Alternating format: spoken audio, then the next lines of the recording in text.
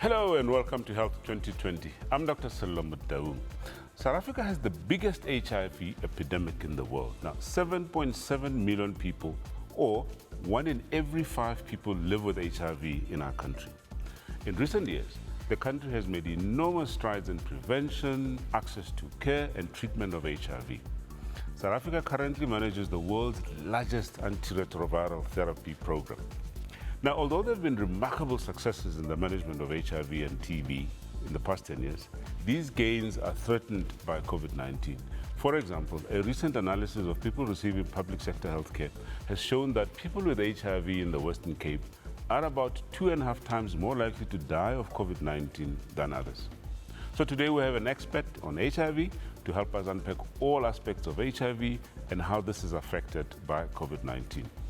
Now, one of the millions of people living with HIV in this country is Thembisile Qwabe. Let's listen to her story.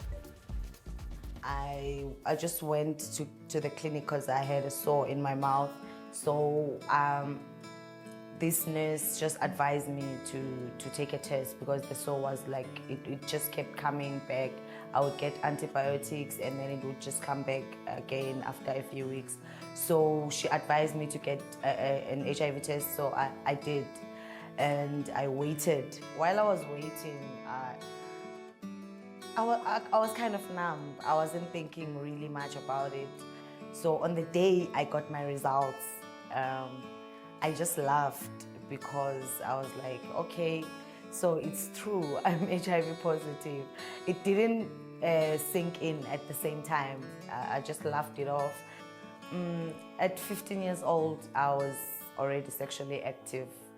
And I was aware of the risks that come with that because at school we were being taught LO and all that. So I was aware, but with peer pressure, with guys who will tell you that if you're like, if you can't use condoms with the person that you're with, you only use condoms with people with one night stand and all that. So we didn't believe in like using a condom. And we also had this notion that if somebody uses a condom with you, then they don't love you, but if they not, then they love you. So during that time that I tested positive, there were no ARVs, and my journey with not having hope, because I always say that ARVs are hope. So my journey with not having hope back then was a bit tricky for me, because I even at some point sat down and thought, why am I going to school? Because most probably in 10 years' time I won't be here because there's no cure in South Africa. So why am I even going to school? So I even dropped out of high school because I thought there was no point. When I started ARVs, my CD4 count was 218. Yes. That's why they started me on ARVs. I took ARVs knowing fully well what I wanted to achieve. After being through the journey of finding out that I'm HIV positive, not having ARVs back then, and now that we've got access to them, life is much simpler now. Even with the dating scene, it's better, because back then when you tell a prospective partner that I'm HIV positive, they would either ghost you or just tell you, you know what, I don't think I'll be able to use condoms forever, so let's rather not start this. So people now are more informed about HIV. All right, to help us unpack all that we need to know about HIV in the current times, it's a great pleasure to welcome our special guest, Dr. Gloria Maimela. Now, Dr. Maimela is Director of Health Programs at the Wits Reproductive Health and HIV Institute. And I might as well add that she's also chairperson of the upcoming South African National HIV Conference in 2021. Welcome to Health Talk, Health 2020, Dr. Maimela. Thank you, Dr. Silo, and thank you for inviting me to the show, and good afternoon to the listeners. All right. So Thembisile, of course, just mapped out her journey with HIV and brings out quite a lot of important aspects there. So perhaps let's pick on that and just take a step back and look back at all the successes we've achieved over the last decade or so. Certainly, as a country, we have come a long way as far as the HIV epidemic is concerned. We've come from the days of denialism to having one of the largest ART programs in the world. Currently, we have over 75% of estimated people living with HIV who are on treatment in South Africa. Globally, just to give you the numbers, we have about 38 million people who are estimated to be living with HIV. More than 50% of those people are living in the Eastern and Southern Africa. And South Africa, we carry 20% of that burden. As you correctly stated, we have about 7.7 million people estimated to be living with HIV. It's quite a large number. Yeah. However, you know, looking back, I mean, you've just said that we've come from some stage of denialism and so on, where the life expectancy was quite low. Just in terms of that, how have we done? Yeah, so certainly people living with HIV who are on antiretroviral treatment are living longer than before.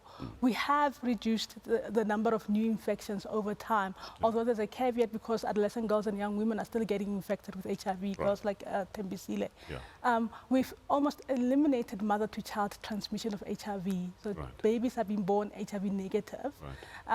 We have, we have come up with innovations, for example, that have given us medicines that are cheaper and safer. We've reduced pill burden. We've come up with innovations in terms of accessing antiretroviral treatment from facilities. We've moved outside of facilities to external pickup points, etc.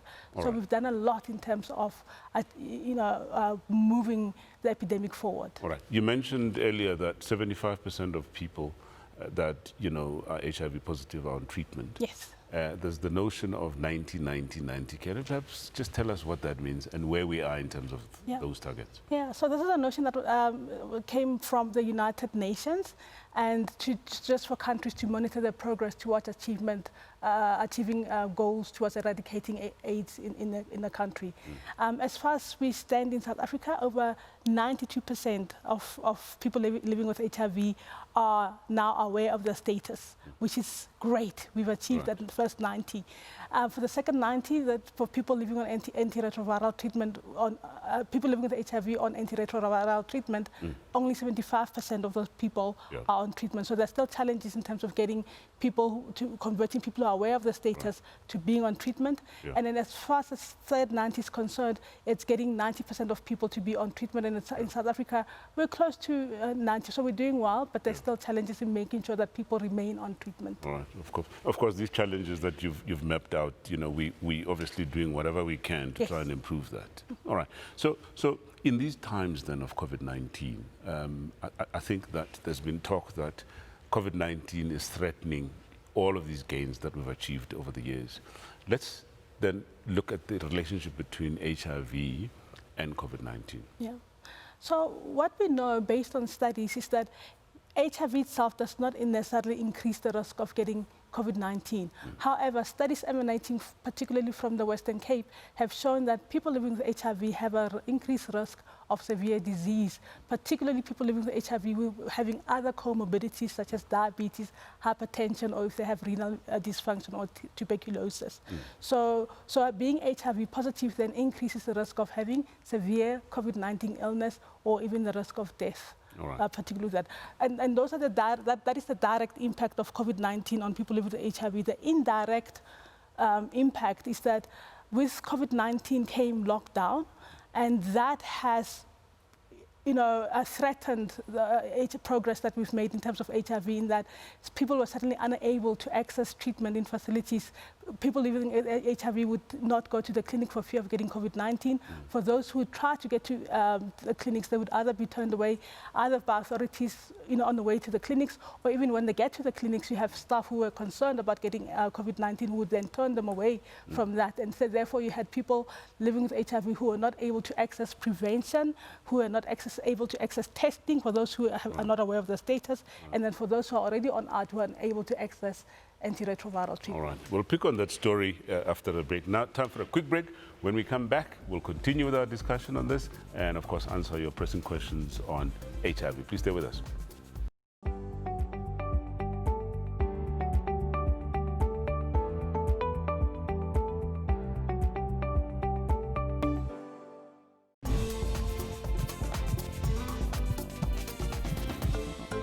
Welcome back. So we asked if people think HIV is still a problem.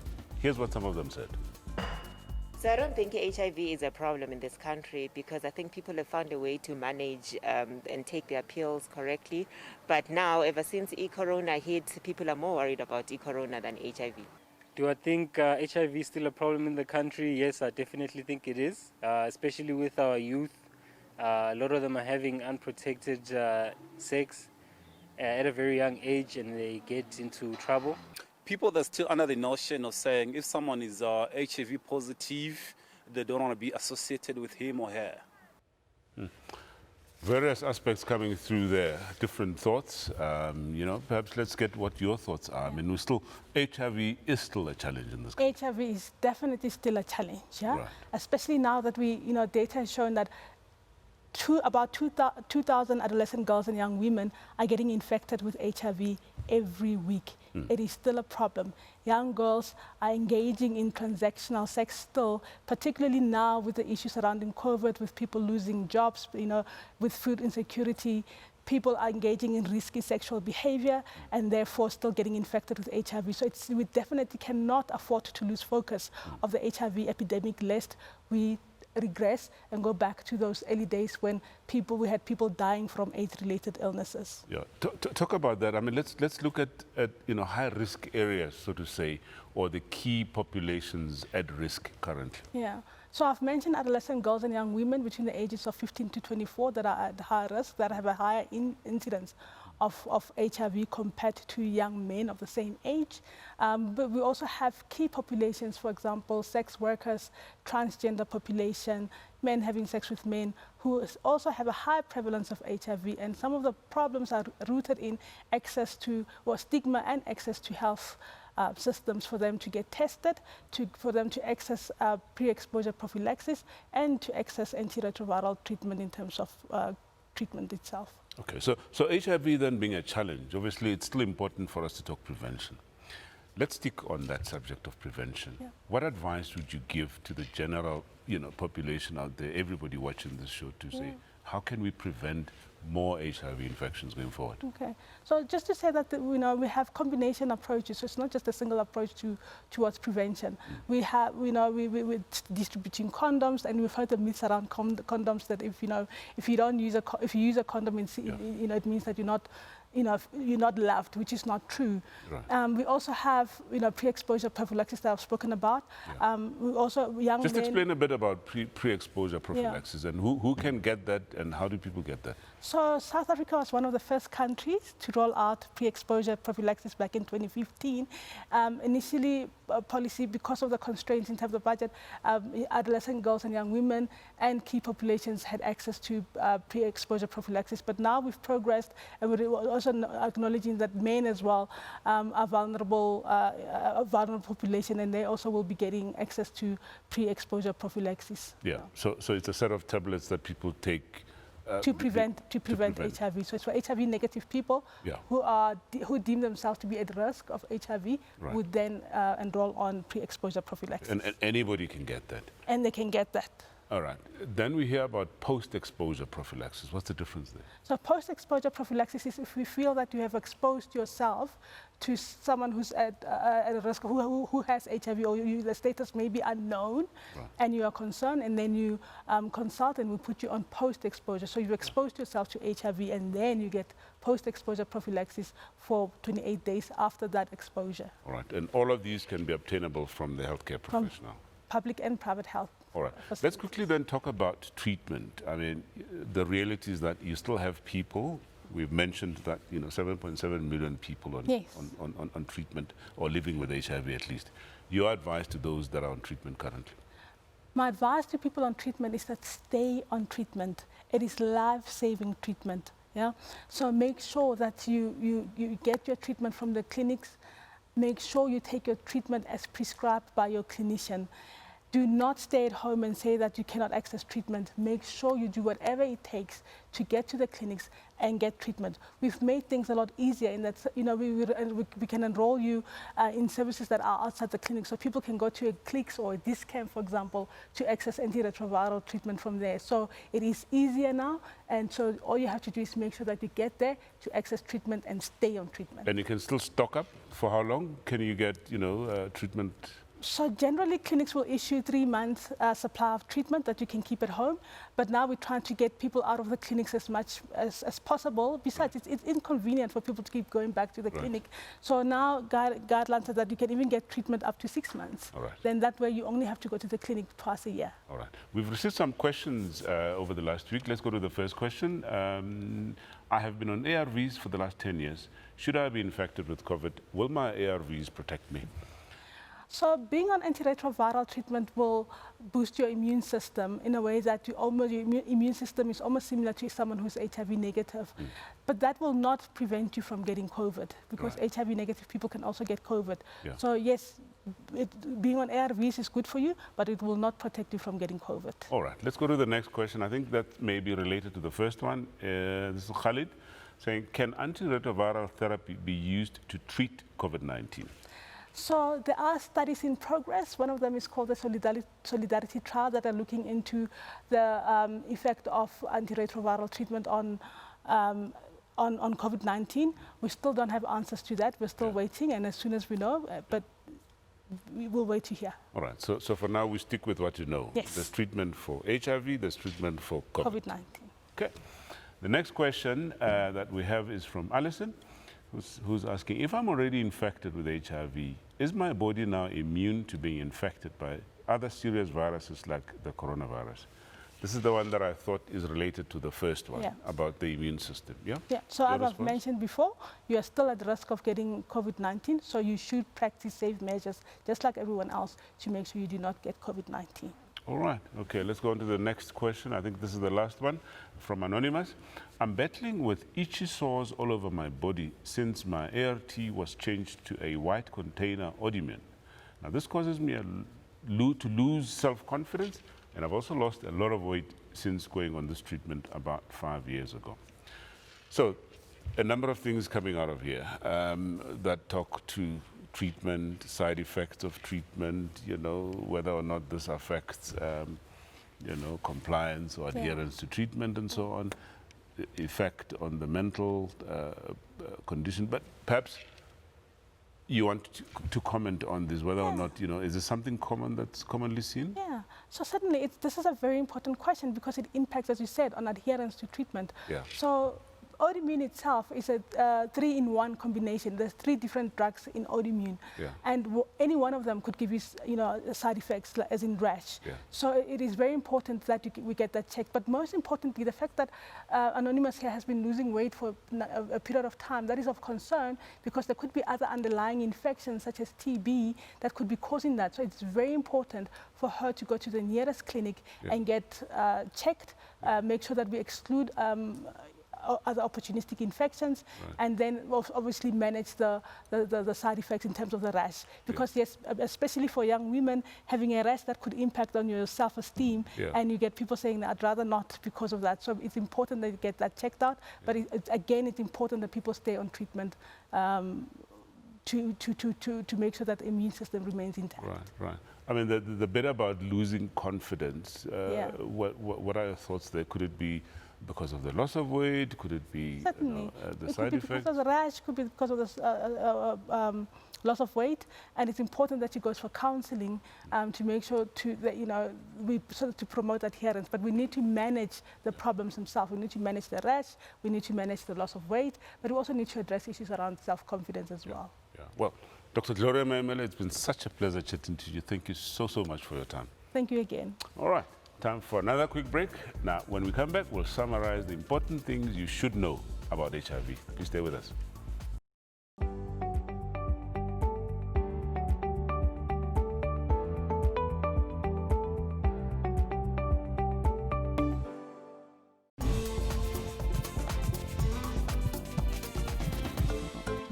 Welcome back, and thank you so much for staying with us. Now, here are those key messages we want you to take away from today's show. Well, we know that HIV is still definitely a major challenge in this country, but the important thing to remember is that it can be prevented and it can be treated successfully in most cases. Of course, as we heard, that there's possible risk of getting severe COVID-19 if you're living with HIV. Very, very important messages around prevention is that it's important that we stop the stigma. And as always, we say, please know your status. I know we're doing well there, but continue to test if you haven't tested yet. And of course, you can protect yourself by using condom, using pre-exposure prophylaxis or post-exposure prophylaxis as we had. And of course, we have to protect our vulnerable. Now, it's still very important that whether you have HIV or you don't have HIV, you have to wear a mask, you have to wash your hands and keep a very safe social distance. Right. So, as we heard, take your medication as prescribed and get your medication supply for at least 3 months. If you can, 6 months as well. And of course, very, very important that you continue going for monitoring your blood tests. Right. So this brings us to the end of our show on HIV today. Thank you so much for watching, and thank you again for all those questions that you send us. Now, next week, we will discuss stroke. If you have any questions on stroke, please send these via SMS, WhatsApp, Twitter, Instagram, or Facebook as displayed right now on your screen. Until then, salani kahle, and as we say, please stay safe.